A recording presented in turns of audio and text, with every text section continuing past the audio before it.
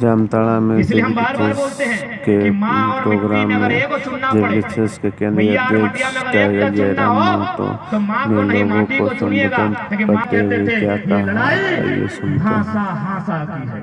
हासा या कि बाप बड़ा ना भैया ना रुपया, सबसे बड़ा जमीन है।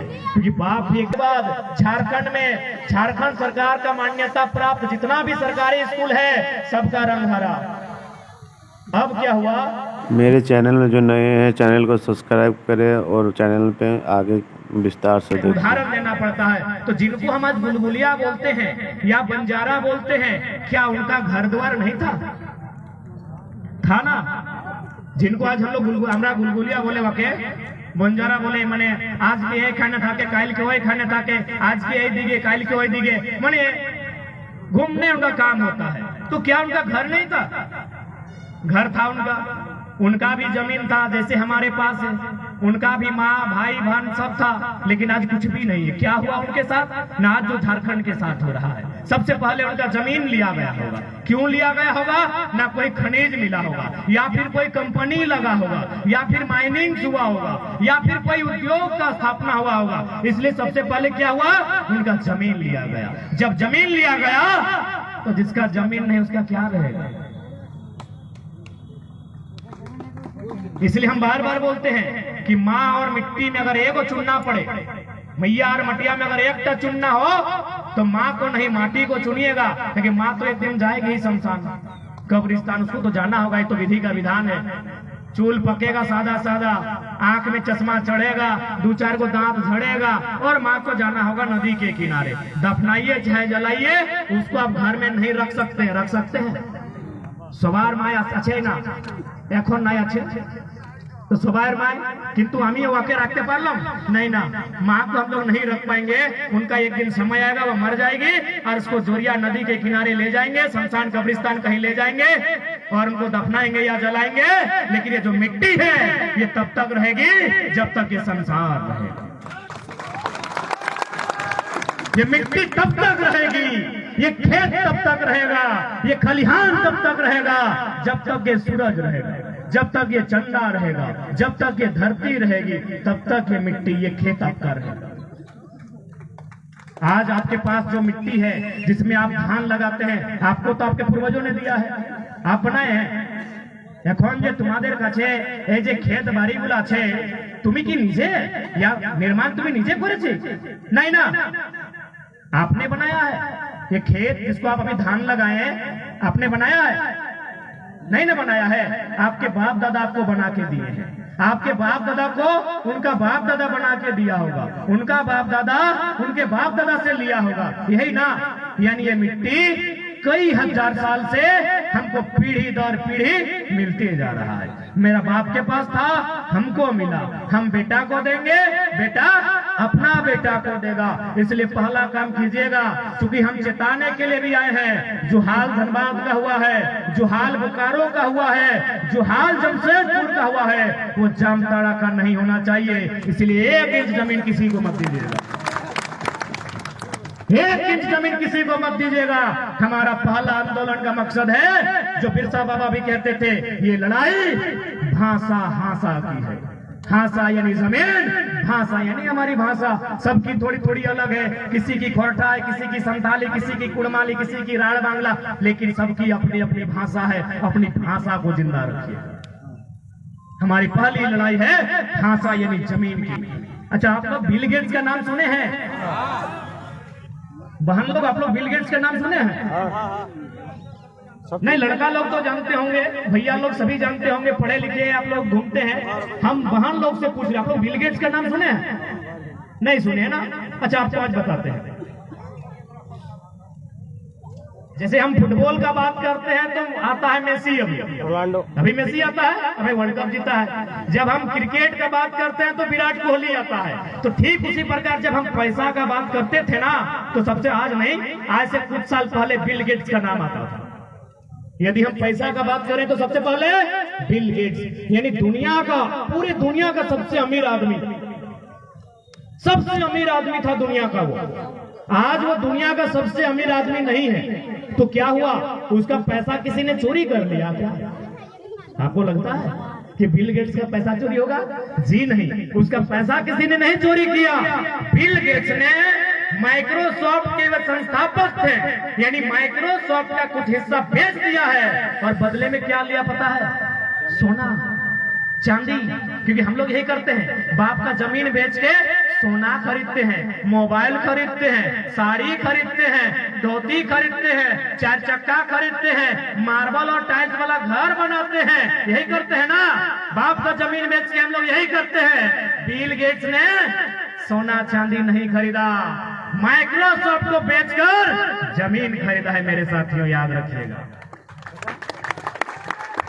अरे दुनिया का सबसे अमीर आदमी अगर इस ग्राउंड में पैसा बिछा देंगे ना, ये ग्राउंड नहीं हटेगा, इतना पैसा उसके पास था। इतना बड़ा मैदान, अगर वो एक एक को नोट बिछा देगा, ये ग्राउंड कम पड़ जाएगा, इतना पैसा था। लेकिन वो आदमी क्या किया? सोना नहीं खरीदा, चांदी नहीं खरीदा, R15 नहीं खरीदा, ये बड़का स्क्रीन टच मोबाइल नहीं खरीदा। वो आदमी क्या खरीदा? जमीन खरीदा। कितना खरीदा पता है? 3 लाख एकड़। 3 लाख एकड़, यानी अगर आपको वर्ग किलोमीटर में निकालना है, 247 से भाग दीजिए, 1000 से ज्यादा वर्ग किलोमीटर, यानी एक जिला के बराबर। एक जिला के बराबर हमारे धनबाद जिला का क्षेत्रफल है 2000 वर्ग किलोमीटर, यानी 1000 से ज्यादा। यानी बिल गेट्स ने पैसा छोड़ के 1000 वर्ग किलोमीटर जमीन खरीदा। यानी बिल गेट्स को भी समझ में आ गया कि बाप बड़ा ना भैया ना रुपया, सबसे बड़ा जमीन है। क्योंकि बाप भी एक दिन चला जाएगा, बड़ा भाई हमसे पहले जाएगा, माँ भी साथ छोड़ के चली जाएगी। अपना बेटा बेटी को अगर हम कुछ दे सकते हैं तो जमीन दे सकते हैं, ये हमेशा के लिए रहेगा। क्या हमें कोई ये बताएंगे ये संथाल परगना है? ये तो सभी जानते हैं। संथाल परगना के संथाल दुमका में 1855 में सिद्धू कानो फूलो झानो के नेतृत्व में जो आंदोलन हुआ था, बताइए किस लिए था? जो मुख्य मुद्दा था जमीन कि अंग्रेजों हम तुम्हें जमीन नहीं देंगे, ये जमीन नहीं देंगे। आज वही सरकार, जो भी सरकार बन के आई, हमारी जमीन को लुटा रही है। इससे पहले की जो सरकार आई थी, उसने एक बिल बनाया था जिसमें जीएम लैंड, उसको लैंड बैंक बना दिया।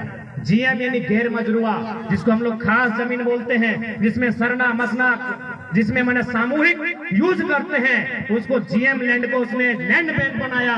तो आज हमें सोचना होगा, इसीलिए ऐसे लोगों को चुनो जो तुम्हारे भविष्य को समझ सकता है, जो तुम्हारे भविष्य के अधिकार के लिए लड़ सकता है। और नहीं तो इसी प्रकार कोई 3 बार, कोई 4 बार, कोई 5 बार सांसद बनेगा, लेकिन बदले में एगो बीएड कॉलेज नहीं, एगो पॉलिटेक्निक का कॉलेज नहीं, सिर्फ वोट देते हैं। एक दिन पहले मुर्गा दारू चखना मिलता है। यही तो झारखंडी की कहानी है। इसलिए आज आपको बदलाव करना होगा।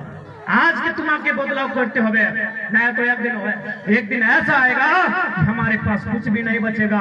और आज जिनको हम बंजारा बोलते हैं, जिनको हम गुलगुलिया बोलते हैं, उसी प्रकार का जीवन हमारी आने वाली पीढ़ी को भी काटना होगा। इसलिए आज संथाल परगना के जामताड़ा जिले के नाला विधानसभा में हम आए हैं। हम आपको यही संदेश देने आए हैं कि आज आपको चिंतन करना होगा, आज आपको मंथन करना होगा। नहीं तो एक दिन ऐसा आएगा हमारे पास रोने के सिवा, हमारे पास पछताने के सिवा शायद ही कुछ बचे। और आज अभी जो आंदोलन चल रहा था 1932 का खतियान, तुम्हारा सवाई यही टेलीफोन है, यही मोबाइल फोन है, टेलीफोन नहीं है, यही मोबाइल फोन है। तुम्हारा सवाई देखे थे 1932 की खतियान, झारखंड की पहचान, ये नारा आप लोग सुने होंगे। तो भाई आज झारखंड को पहचान की जरूरत क्यों पड़ी? मेरे भाइयों, मेरे नौजवानों, मेरे अभिभावकों, क्योंकि 23 साल में आप किसी भी सेक्टर में चले जाएं, प्राइवेट, सरकारी, ठेकेदारी, अब तो आउटसोर्सिंग, अब किसी भी सेक्टर में चले जाएं, हर जगह बाहर के लोगों का कब्जा है। अब एक बात बताइए, यही बगल में हमको लगता है 10 किलोमीटर के बाद पश्चिम बंगाल है शायद, है ना? हमारे कितने झारखंड के लोग वहां मास्टर बने हैं? फतेहपुर के नाला के कितने लोग बने हैं? नहीं बने हैं। चलिए हम तो दिखाएंगे आपका वीडियो का ऑफिस में और डीसी का ऑफिस में कितना पश्चिम बंगाल का आदमी यहाँ सरकारी नौकरी कर रहा है। ये गलत है कि नहीं? ये गलत है कि नहीं है? अरे भाई, जब हमारे लोग, हमारा राज्य अलग है, हमारी सीमा अलग है, हमारे लोग आपके क्षेत्र में नहीं जा सकते नौकरी करने के लिए, अगर जाते भी है तो नियम से जाते हैं, तो आप क्यों आएंगे? आप क्यों आएंगे भाई? यदि आप हमारे हिस्से की नौकरी को लेंगे, यदि आप हमारे हिस्से के अधिकार को खाएंगे, तो हमारे लोग क्या करेंगे? क्या हथियार उठाएंगे या जीवन भर आंदोलन करेंगे या लड़ाई लड़ते रहेंगे? आखिर हमारे लोग क्या करेंगे? इसलिए आज ये जो लड़ाई है, झारखंड के अस्तित्व को बचाने की लड़ाई है। ये लड़ाई जो युवा है उनके चेहरे में मुस्कान लौटाने की लड़ाई है। ये लड़ाई है अपनी जमीन को बचाने की, ये लड़ाई है अपने नियोजन को बचाने की, ये लड़ाई है अपने भाषा को बचाने की। आज और आपको बताएंगे कि राज्य में घोटाला कैसे होता है। हम बार बार बोले कि शासन और प्रशासन में अगर ईमानदार लोग नहीं जाएंगे तो ये राज्य हमेशा लुटता रहेगा। अब देखिए, शासन और प्रशासन मिलके घोटाला कैसे करता है। शासन मतलब मंत्री और प्रशासन यानी आईएएस। आईएएस समझ रहे हैं ना? हाँ, आईएएस यानी जो डीसी सेक्रेटरी लोग होते हैं। अभी यहाँ 9-10 की कौन कौन भैया और बहन लोग हैं 9-10 से? एक तो भाईरा बोन गिला 9-10 9-10 में है आप लोग। अच्छा, आपने देखा कि आज आपका स्कूल का जो ड्रेस है वो रघु चचा और लाल कर दिया।